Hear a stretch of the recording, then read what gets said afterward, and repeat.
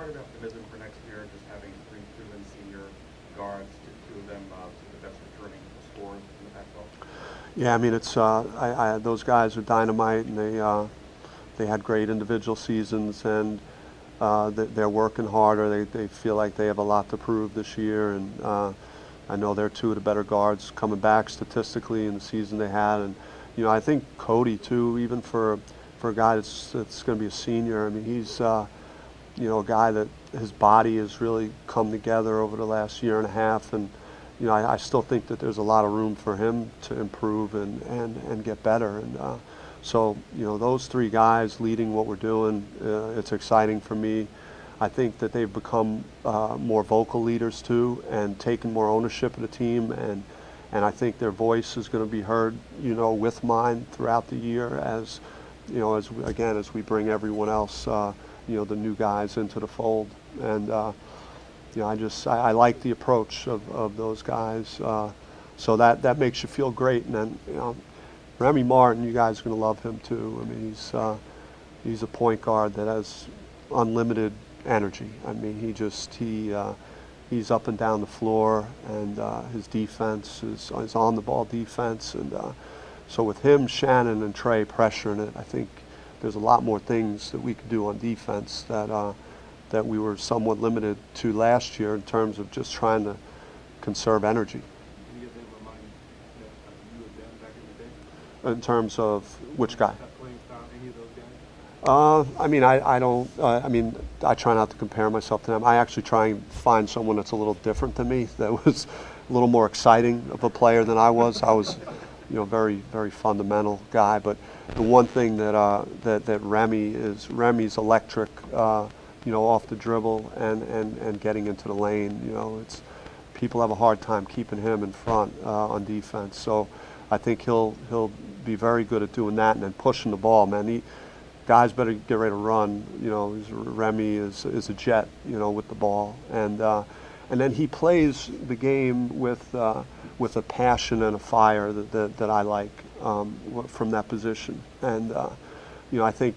You see it some with Trey. Trey's emotion is picked up, especially in some of the games where he's played really well. And Shannon has that same fire and energy that he plays when Remy has that same quality where he's so passionate about basketball. And I think guys are going to love playing with him.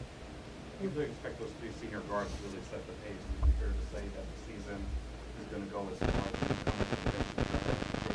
I think I believe in what they do. I know what those guys are capable of doing. I've seen it over the last several years with those three, and I just think that their games have a chance to even take another step, because people are going to have to honor, Romello around the basket, Daquan Lake around the basket, and I don't think teams really respected us as much around the hoop, and I think that they're going to have to pay attention to those guys, which I think will open things up some more for Trey and Shannon and Cody. Coach, I played against a couple of Texas lottery folks in the past, what I not in Montreal. Can you just break down what they do well, what you've seen in the scheme well? Yeah, when I watch ball, the film on him, and he's just got something special about how he makes people better. I think that's his passing. I think players are going to like playing with him. So a lot of the NBA guys like to shoot, and and he's a phenomenal passer. And he threw a pass here. We caught it on the left wing, and he saw a lob pass that I don't think anyone else in the gym probably saw, and the ball was out of his hands.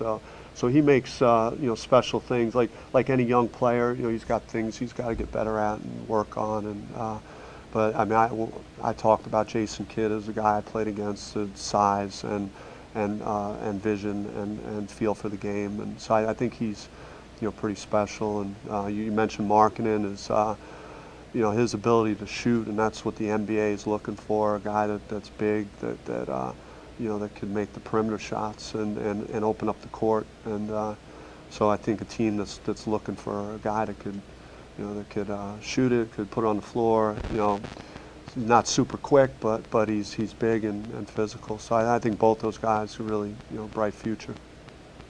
Last year, due to personality, you had to play a lot of full guard lineups throughout the season. Foresee yourself playing more of a traditional lineup next year? I mean, we could be, we could be in, a number of different things, and that's why it's going to be exciting for me and fun. We're going to experiment throughout the summer and in the foreign tour, and I could certainly see, lineups, because Mickey Mitchell is and Kamani Lawrence, both 6'7", 6'6", and can handle and pass, and so you could have those guys with the three guards, and it's a kind of like another four-guard set. So I mean, you're seeing a lot of teams doing that, at all different levels. So it's definitely possible, but we do, now I think have the depth and the size to be more traditional too. So I think that there's flexibility in how we're going to be able to play next year. You have Martin and Edwards going forward past this coming season. Go back though and start looking for more guards now because the three you're going to lose. Yeah, we'll lose three, and Remy is a guy that we think will lead us, at that position as the guards graduate, and then Rob Edwards is a combo guard, more of a scorer, but he's got a really good handle of getting the lane, and I mean he's got a huge upside. I mean I think he's got a chance to play beyond here, at a really high level. But we're going to, our 2018 focus, will be to try and get a high level, guard, to bring in, and as those three guys would graduate. Bobby, with a Pac-12 team in the Final Four and possibly two Pac-12 players that won through the lottery later this month, is that going to change or enhance the image of the conference nationwide? I mean, I just think it should. I mean, it should. It's definitely an eye-opener. UCLA had a great season. Arizona, great season. Oregon, Final Four. So we got it done. With some of. I think that there's. We need to get back to where we were 2 years ago in terms of the depth of the league, trying to get to the tournament. I think a lot of that will have to do with how, all our schools do in the non-conference. We gotta do better than we did last year in the non-conference. We were going through a lot of things, so we're focusing on that, getting off to a great start, and then that'll just help the overall strength of our league. But it's something that's going to help us in recruiting, top to bottom. Is all these guys going in the first round out of Pac-12, and I think that's a great thing for all our coaches to sell to recruits, that you come to this league and you're going to get great exposure and you have a chance to play at the next level, because I can promise you that is important to these recruits. When do you leave to go to Europe? We leave July 31, so it's July 31 to August 8th. You're allowed a certain number of practices prior to the trip? Yeah, we have 10 that we could use, so we're going to, we're going to juggle, those practices with the recruiting calendar, because that's also, as a heavy recruiting month for us.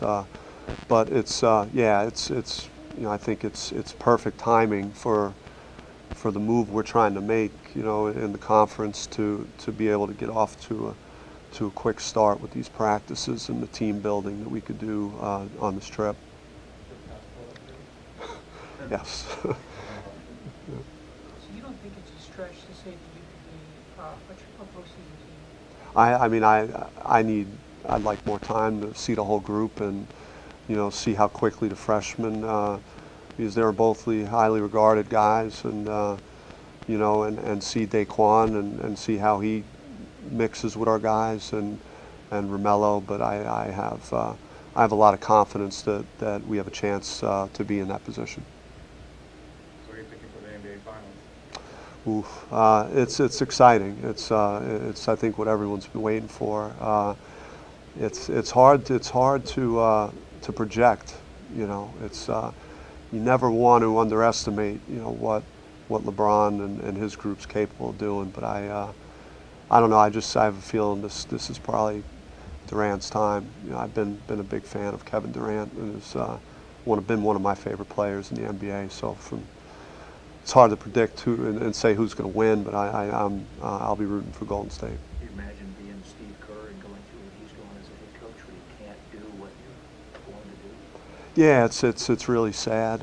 It's unfortunate. You know, we obviously wish Steve the best. It's you know, it's a grind. You know, he had a long career as a player, and the toll that takes, and then, you know, all the responsibilities of being a coach. And the most important thing is his health and getting himself back to feeling normal. But it looks like he is spending a little more time around the team, so that's real positive.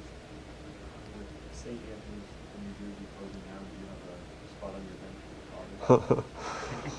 Yeah, it was really unfortunate. You know, my brother and I felt awful. You know, just spent so much time at the school our whole lives growing up. It feels like you know, part of you is erased, and you know, just so many good things happened there over the years. So many kids' lives were impacted positively, and you know, it's a blow not only to high school basketball, you know, in New Jersey, but just the inner city and the discipline and the structure there that all those students got at St. Anthony, and that you know, that won't happen again, you know, moving forward. But yeah, he's you know, my dad's going to be very busy. He's not the type to park himself on the couch, and you know, he's going to have a busy schedule, and he'll do his camps and speaking, and I'm not sure I want to be. My mom, though, around Thanksgiving time, when he's supposed to be in practice and get ready to play games, I'm sure it's gonna hit home then, and so I'm sure the phone will be ringing more for myself and my brother. We have been talking about an alumni game. That's still possible, or? That already happened. Yeah, that was I believe May 12th, and it was I unfortunately couldn't make it. I was here at the Devils ball, but. It was great. You know, a lot of the former players returned, and it was kind of a send-off. Do you know yet, does he have 2 years for sure, or is that remain being decided? Yeah, that remains to be decided, and you know, we're going to file a waiver for that, and so we're working on that as we speak. See, he has the one, you know, Mhm. after the season's out. Yeah. And then maybe a second. Yeah, as it stands, one, and then you know, I don't want to put a lot of pressure on our compliance department, and I'm not going to really elaborate more on that. But I do have confidence that there are some, you know, mitigating circumstances that play, you know, into the favor of really any school that was recruiting him, because he's a local kid. Mitchell is eligible sometime in December? Yes, I believe we're hopeful that it's going to be the Kansas game, but we can't say 100% because of exams and when grades are posted and things like that. But I would imagine if not Kansas, then the next game after that, for sure. In terms of in-state recruiting, Grand Canyon University obviously is starting to build themselves up. When you talk to recruits, how do you convince kids who are interested in both GCU and ASU? Typically, the kids that we're talking to and recruiting aren't interested in GCU. You know, we're you know, it's typically we're competing against other power conference schools for you know, for recruits. So it doesn't really, you know, impact us tremendously. You were talking about how the guards could do some things different now that you have, you know, your post players, you know, in a strong position than they were before. Does that affect Cody more than anybody else, just because of what he had to do to kind of Yeah, I do mean, as a quasi-post player? yes, I mean, that's Cody and I have you know, talked as the year was going on. I just kept praising his you know, his ability to go out there and battle and compete against guys that were 6, 7 inches taller and 40 pounds, you know, heavier. And you know, at times, you know, I felt for him, but he, to his credit, I mean, he did everything he could, and I think he's excited about getting back to a more traditional position, both offensively and defensively. And I think that the energy that you lose battling those guys is significant. So I think that he'll benefit greatly from not having to do a whole lot of that this year.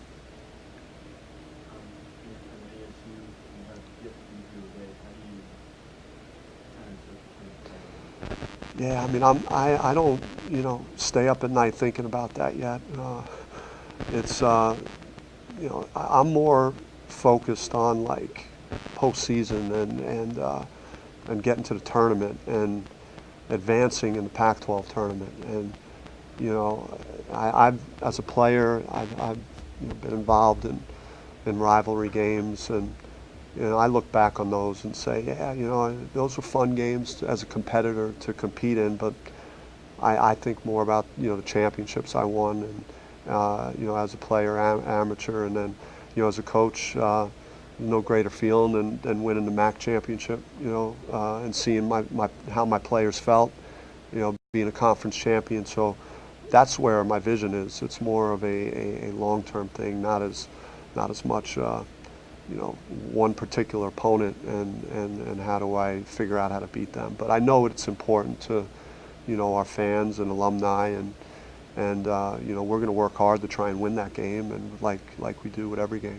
Coach, you said you were just a couple players out last season. How do the guys that you have currently now, how are they going to be the effective changes? I'm sorry, I didn't hear the end of that. How are they going to be the changes that you were needing? How are these guys Yeah. going to impact? Well, I mean, I just thought that, for as much as we talk about Cody and how he had to fight and battle, and it was Shannon and Trey. They were switching. We were switching a lot of things, so they were playing bigger guys. They had to box them out. I'd see Shannon come flying, trying to block someone's shot from behind just to save a basket for us on defense. And I think we're going to have to hopefully do less of that.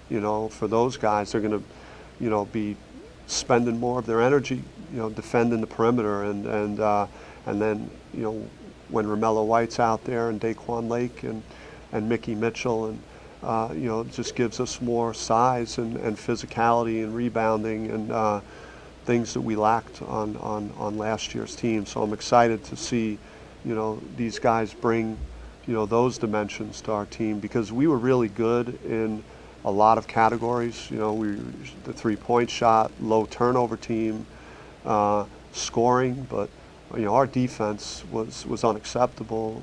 But I don't think it was because of like a lack of scheme or effort. It was the lack of size and ability to rebound. And so I think that the additions of these guys will address that and make us better. Do you think there's a chance that somebody could take Torian in the draft, or that he can at least get an overseas international? I see Torian's older, and that becomes a knock against him, but in his case, I think it shouldn't apply as greatly, because he had years where he wasn't playing, and he didn't put all those miles on his legs, and then also I think he's a little bit behind the eight ball in terms of experience. I mean, he only had 1 year at this level, so he's still a guy that I think has got great potential and a chance to continue to get better. And in my years with him, it was a tug of war with Torian for a year to help him learn how to practice and how to train, and then it clicked with him. And when it clicked, I think he saw the results, and he had a great season, and I think he understands what he needs to do. And so I think someone is, wherever he ends up, is going to have a player that is going to make an impact on that team. And I think that, I'm not sure if he's an NBA player right now. That's up for these teams to decide through the next month. But he is super talented, and as you guys know, could shoot the ball so well. I think that's a skill that teams covet at the next level, and I think that he will play in the NBA.